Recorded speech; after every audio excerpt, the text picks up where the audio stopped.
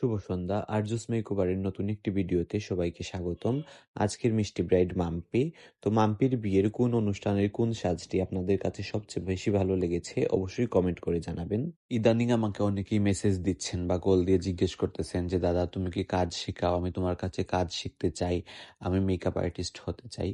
কিন্তু সবাইকে আমি একটা কথাই বলি যে না, আমি কাজ শিখাই না। সত্যি বলতে আমার নিজের কাছে মনে হয় যে আমি এখনো এমন কোনো জ্ঞান অর্জন করি নাই যে আমি আরেকজনকে শেখাতে পারবো।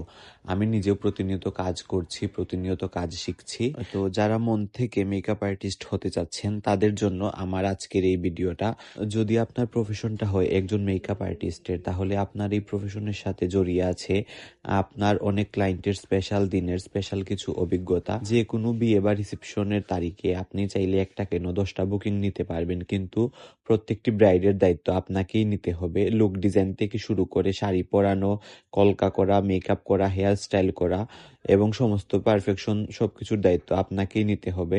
ব্রাইড যদি কল টাইম মেনটেন না করে লেটে আসে তাহলে ওই দায়িত্ব আপনাকেই নিতে হবে।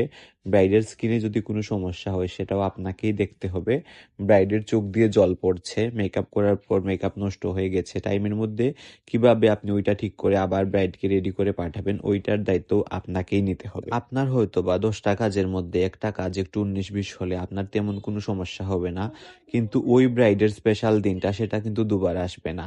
তাই তাকে যেন 100% পারফেক্ট লাগে সেটার দায়িত্ব আপনাকেই নিতে হবে। তাই একজন মেকআপ আর্টিস্ট হওয়ার সঙ্গে সঙ্গে আপনাকে এই ম্যানেজমেন্টগুলোও বুঝতে হবে এবং জানতে হবে। আমার এই কথাগুলো মাথায় রেখে যদি আপনি যে কোনো ভালো প্রতিষ্ঠান বা মেকআপ আর্টিস্টের কাছে কোর্স করেন তাহলে আপনি আপনার জীবনে একজন সফল মেকআপ আর্টিস্ট হতে পারবেন। আর যদি আমি কখনো শেখানো শুরু করি অবশ্যই পেজ থেকে পোস্ট করব, দেখতে পারবেন।